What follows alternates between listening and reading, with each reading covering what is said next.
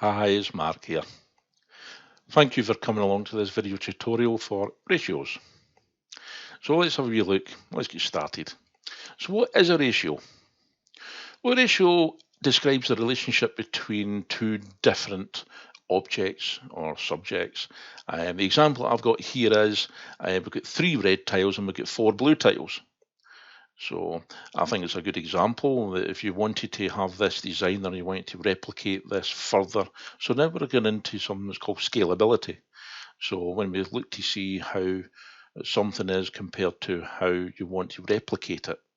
So there it is there, 3 to 4. So we write it with the colon. So some other examples for us. A building site is a total of 30 workers. 10 of the workers are male and 20 are female. So it's a ratio of 1 to 2. We can split that down from the 10 to 20. So we could write it as 10 divided by 20, and that would let us know as well. So 10 divided by 20, or sorry, the other way around, 20 divided by 10 would give us 2. For every 2 females, there's 1 male. So this is quite a straightforward example of how we can see this in real life. And how we would write the ratio, as I said, is 1 colon 2. For every 1 male, there are 2 female workers. And that's what we'd want to show here. So there's 10 to 20. And we can make that smaller down to the 1 to 2. So I mentioned earlier about scalability.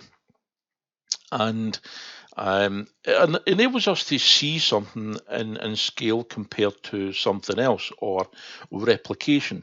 So if you wanted to actually do something again, or scale it up. So here's the example of scalability. So if we want to maintain the ratio of 1 to 2 for male to female workers, the original was 10 male and 20 female. So if we doubled that, then we'd have 20 male, 40 female, because it would have to be 1 to 2. It's double. So the ratio remains the same. And as I said there, for every 1 male, you've got 2 female. If you wanted to treble the workforce, yep, I think you've got it there. As all you would do is you would have 30 male workers and you'd have 60 female workers. So from the original, you just work it back down the way and you think of 1 to 2, you had 10 and 20. You doubled that, 20 to 40, you're doubling. So if we treble from the original, then yes, you're right. There'll be 30 male workers and 60 female workers. Right. Ratio place emphasis upon scale. So quite a lot of us, especially wee boys like myself, I had a model railway. We all like to play with things like that and different toys. Some people had all sorts of other toys and so on. There'd be a ratio marked on things. So the reason being is that we want it to be lifelike. And from the photograph that you've got there, it is quite lifelike. So you've got the tractor there, and you've got the trailers. You've also got the track and the stones and the grass, and you've got everything nice there in the size of the people.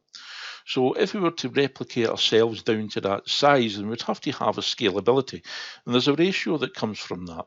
So there's different shapes and sizes and scales, the wheels, the track, even the wee stones there, even the grass, everything, the size of trees, the sheds, buildings, everything. So for example, this one, there would be various different gauges and scales for model railways.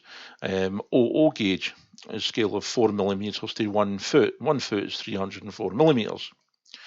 So the ratio there is given as 1 to 76. Now, how do we get to that? We'll see in a second. But if you imagine that it's for every 1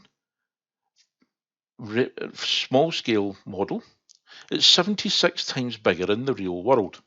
There are other ones like HO, which is 3.5 millimetres to 1 foot, and it's the ratio of 1 to 87, meaning that everything is 87 times bigger in real life, or going the other way, 87 times smaller in the scalability down the way for the ratio. So I'd mentioned there about calculating this out. So if we take the model railway ratio there and the sizes, like how did we get to the ratio? Well, for every 4 millimetres, I said, for the OO, for every 4 millimetres, in real life, it's 1 foot, which is 304 millimetres. Whenever we're calculating things out, you need to get exactly the same measurement scale. So it's millimetres we're working on. Okay, so millimetres. So you take the large number there, the 304 millimetres, and you divide that by 4. So the answer to that is 76 millimetres. So that lets us know that it's the scale is for every 1 millimetre, there's 76 millimetres, or the other way around, we should say. So going the other way as well, for every 76 millimetres in real life, it's down to 1 millimetre in the model. So the ratio there is 76 to 1. The scaling down the way, 76 to 1. So the ratio can be used for any scalability when we're looking at proportions. And let's have a wee look at something which we have all come across. So when you think about proportions and how much something's to be replicated in some sort of meaningful way. So we've all come across diluting juice. So we have.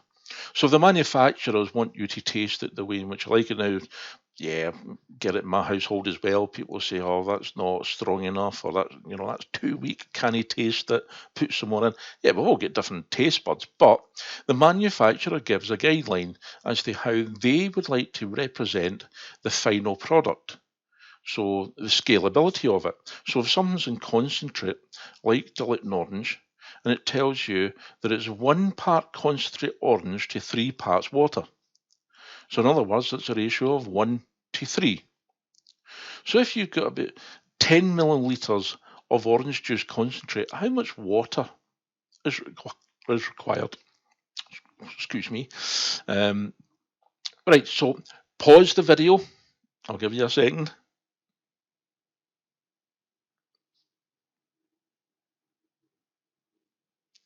Okay, welcome back. Hopefully you had a chance to think about that there. And I'm glad you come back, because I didn't say it's impossible for me to tell you to play again, isn't it? Or I could have said beforehand. So I hope you did press play and you're back. Right, so scale of 1 to 3. That's what we're working on. The question was, how much water? So if you get 10 millilitres of orange juice concentrate, then the answer is 30 millilitres. So here's another one for you. Try this one. So again, what you're going to do is at some point here, you're going to pause, and then you'll work it out, and then you'll start to come back, and then you'll play and come back to me, all right? So baking, yes, we've all tried that. I've tried it, not much success. But say you've got the ingredients there listed for 2 people, but you get 5 people you have to serve. So you're going to have to scale it up. So what's the ratio? And how we're going to scale this up? So the original recipe says 100 grams of sugar and 250 millilitres of milk. So now I want you to think about how much sugar is now required and how much milk.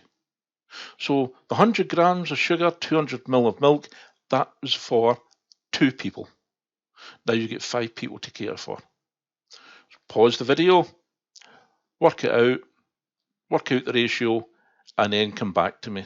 Press play when you've actually done it. See how I'm pausing there as well.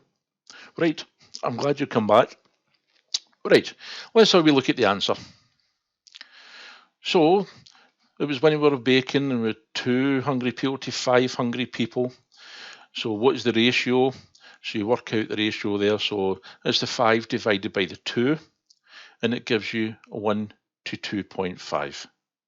So for every 1 milliliter, you'll have 2.5 milliliters now. For every 1 gram, you'll have 2.5 grams. So originally the recipe was that. How much sugar is now required? Well, again, it's just multiplied by 2.5. So there's your answer. Okay, so a wee bit of a summary. Ratio is scaling.